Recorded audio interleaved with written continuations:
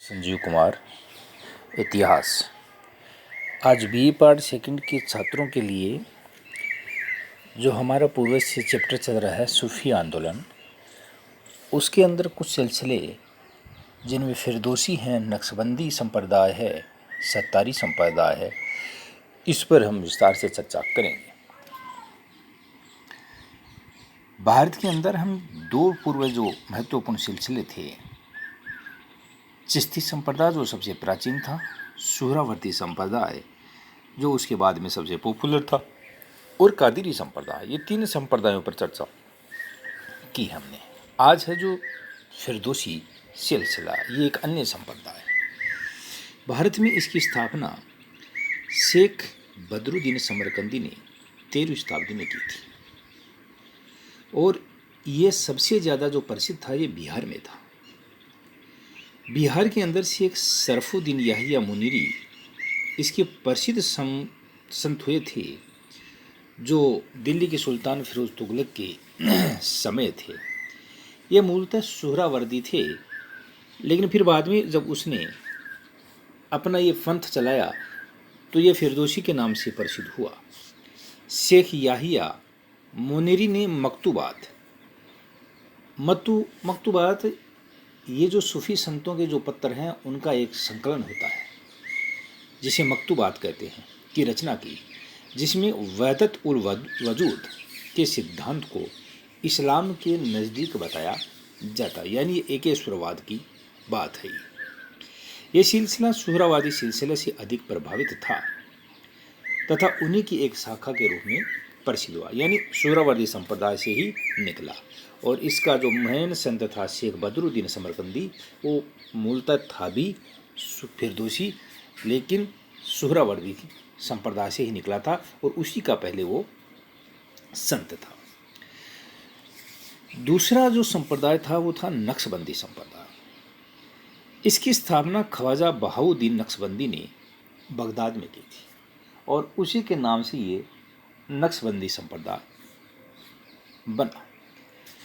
भारत में इसकी स्थापना ख्वाजा बाकी बिला ने की थी, और इनका भी क्षेत्र उच्च था। उसके अंदर इसकी सबसे पहले स्थापना हुई थी।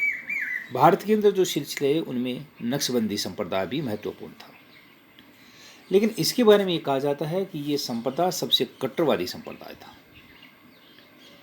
इन्होंने शरीयत के कानूनों पर बल दिया और उसी के अनुसार चलने पर कहा।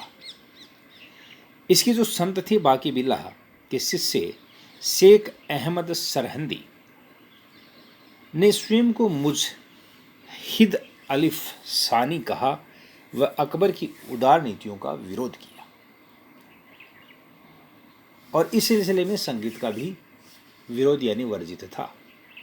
जैसा इस्लाम के अंदर संगीत वर्जित है, वैसे ही अगर क्वेश्चन ये आए स्टूडेंट्स के सामने कंपटीशन में कि जो सूफी सिलसिले हैं उनमें सबसे कट्टर संप्रदाय कौन सा है, तो इसमें नक्शबंदी संप्रदाय ही आएगा। इसके रीति नियम रिवाज ज़्यादातर इस्लाम के नज़दीक थे।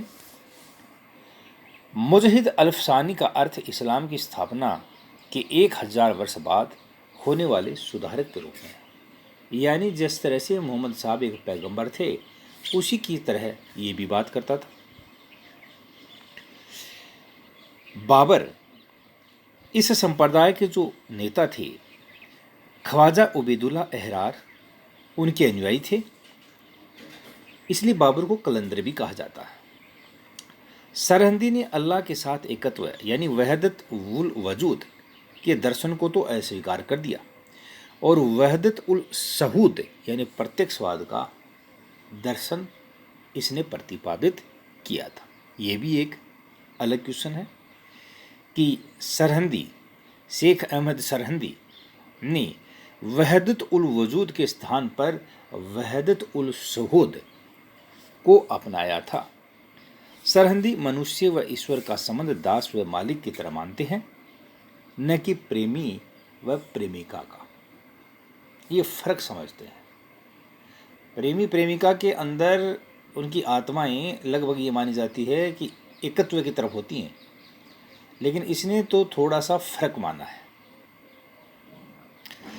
जहांगीर ने शेख अहमद सरहिंदी को 1619 में बंदी बना लिया था, क्योंकि उसकी नीतियां थी वो उनके खिलाफ थी और वह कुछ बादशाह के सिद्धांतों की रीतियों की आलोचना भी करता था, इसलिए उसे बंदी बनाने का आदेश दिया था।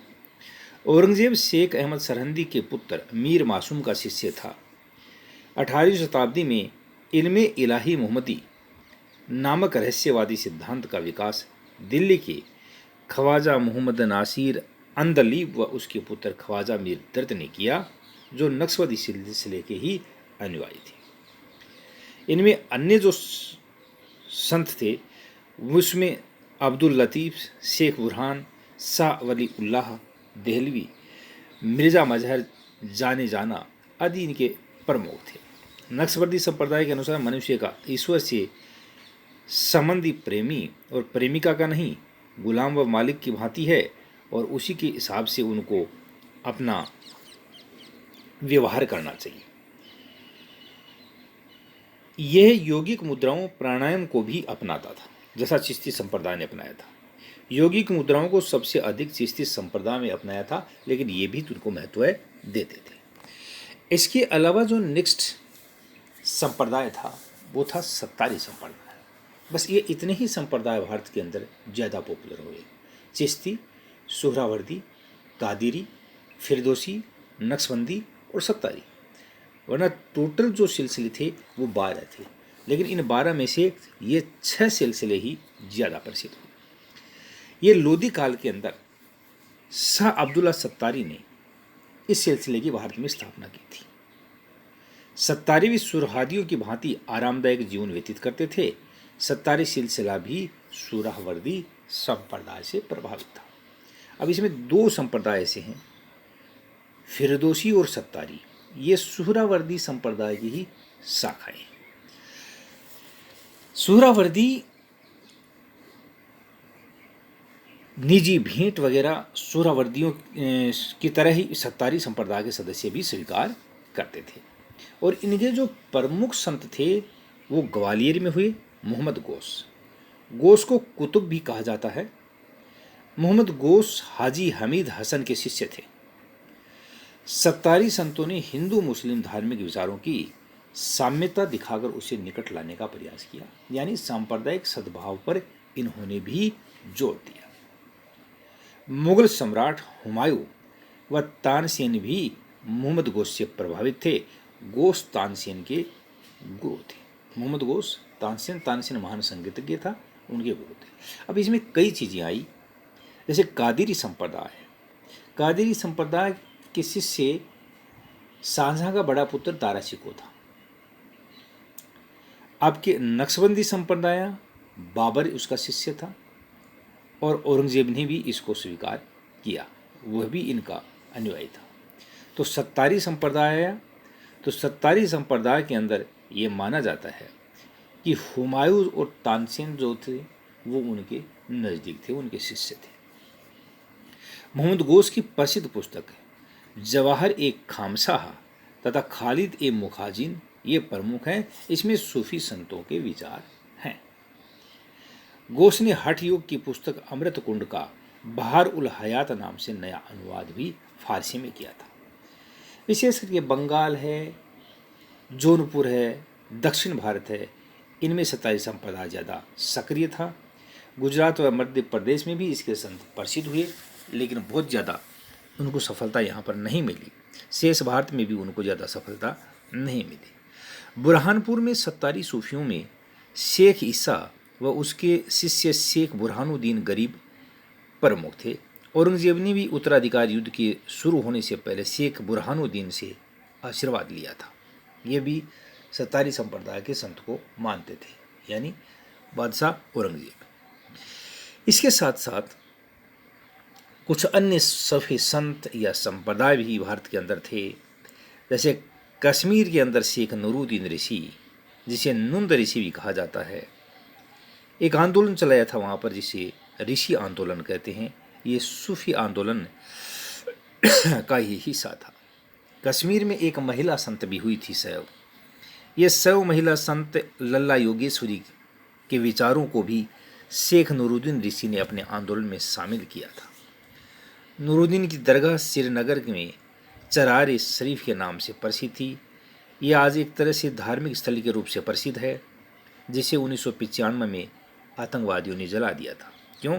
क्योंकि इसलिए जला दिया था क्योंकि नूरुद्दीन के विचार हैं वो इतने कट्टर नहीं थे, बड़े सौहार्द व सौम्य पूर्ण विचार थे, वो कट्टरपंथियों को पसंद नहीं आए। मीर सैयद हमदानी कुबराबिया शाखा के सूफी कवि थे।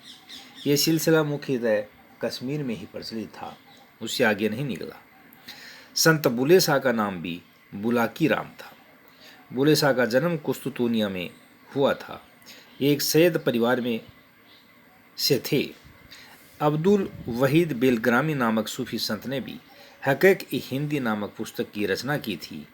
उसने सूफी रहस्यवादी संदर्भ में कृष्ण, गोपी, राधा, मुरली, यमुना आदि शब्दों के अर्थ स्पष्ट करने की भी कोशिश की थी। इसने भी हिंदू मुस्लिम एकता का समर्थन किया था। एक संप्रदाय और पढ़ते हैं भारत के अंदर, रोशनिया संप्रदाय। इसके संस्थापक बायजीद अंसारी अफगान थे। पश्तो ये अफगानों का साहित्य होता है, पश्तो भाषा होती है। उसके अंदर उसने बायजीद अंसारी ने खैर उल बयान नामक साहित्य शुरू किया था। एक कलंदरी संप्रदाय भी आता है। ये संप्रदाय भी सूफी संत से प्रभावित था, सूफी संप्रदाय से प्रभावित था। इसके अधिकतर साधु घुमंतु होते थे, फकीर की तरह जीवन व्यतीत करते थे। ये इस्लामी सिद्धांतों को ज्यों का त्यों नहीं मानते थे। कलंदरों का संपर्क नाथ योगियों से अधिक था और नाथ योगियों की जो जीवन शैली थी उसी के अनुसार ये रहते थे, अपने कान छिदवाते थे और नाथ योगियों की भांति उनका रहन सहन था। कलिंद्री संप्रदाय के संस्थापक नजमुद्दीन कलंदर थे और उन्हीं के बाद में चला। धीरे धीरे ये सिलसिले हैं वो समाप्त हो गए। आज ये इनको हिंदुस्तान के अंदर नहीं देखा जाता, लेकिन अपने समय के अंदर उन्होंने एक बड़ा काम किया था और वो काम था हिंदू और मुसलमानों को नज़दीक लाने का काम किया था। इनको हिंदू भी उतना ही मानते थे जितना मुसलमान मानते थे। ये इनकी महत्वपूर्ण सफलता थी। और ये भी कहा जाता है कि इन सूफी संतों ने जो कार्य किया उन्हीं से प्रभावित होकर हिंदुस्तान के अंदर भक्ति आंदोलन चला था। भक्ति आंदोलन के संत हैं वो भी मानवता के कल्याण के लिए कार्य करते थे, जैसे सूफी संत करते थे। हाँ, कुछ सूफी संत ऐसे थे जिन्होंने केवल इस्लाम को ही माना और इस्लाम के लिए कार्य किया, लेकिन ज़्यादातर सूफी संत थे उनके खानखाओं में, उनके आश्रमों में, वो जहाँ रहते थे वहाँ पर सभी संप्रदाय के लोग मानते थे और वो आते थे। उसी तरह से भक्ति आंदोलन के संतों ने भी हिंदू मुसलमानों के अंदर कोई भेदभाव नहीं किया और उन्होंने भी सांप्रदायिक सौहार्द को बढ़ावा दिया। धन्यवाद।